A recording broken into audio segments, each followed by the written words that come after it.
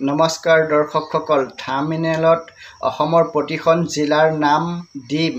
১ নম্বৰটো খবৰ, RBI ঘোষণা কৰিছে ৫০০ টকীয়া নোট বন্ধ হ'ব আৰু অহা ছেপ্টেম্বৰ মাহৰ পৰা ATM-ত ১০০ টকা ২০০ টকাহে ওলাব।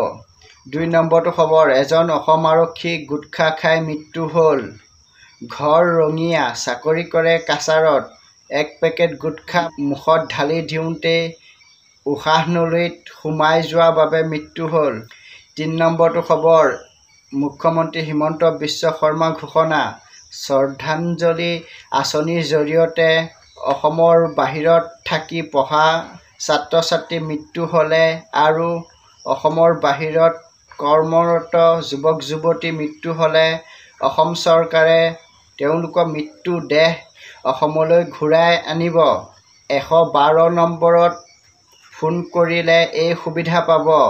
ফোন নম্বৰটো মনত ৰাখিব আৰু বাতৰিটো শুনি ভাল পালে হোৱাটছএপত সকলোলৈ শ্বেয়াৰ কৰি দিব।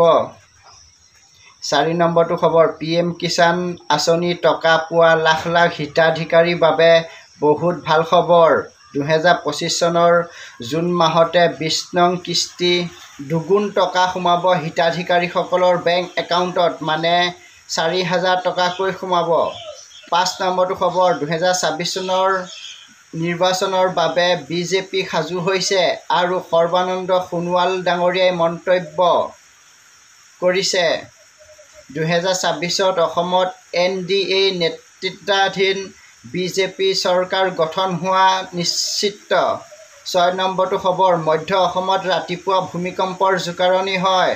ভূমিকম্পৰ প্ৰাবল্য আছিল ৩.৭।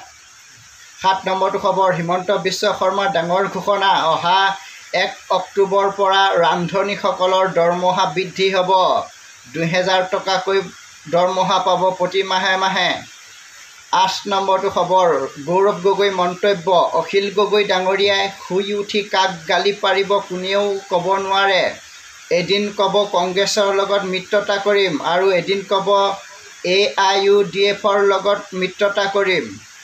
৯ নম্বৰটো খবৰ, ঐতিহাসিক ৰংঘৰ এতিয়া কৃত্ৰিম বানপানীৰ কবলত। ১০ নম্বৰটো খবৰ, অসমৰ কাছাৰত পুনৰ ১৪ জন বাংলাদেশীক আৰক্ষীয়ে আটক কৰিছে।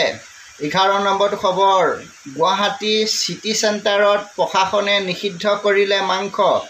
১২ নম্বৰটো খবৰ, গুৱাহাটী মা কামাখ্যা ধামত অম্বুবাচী মেলা চলি আছে।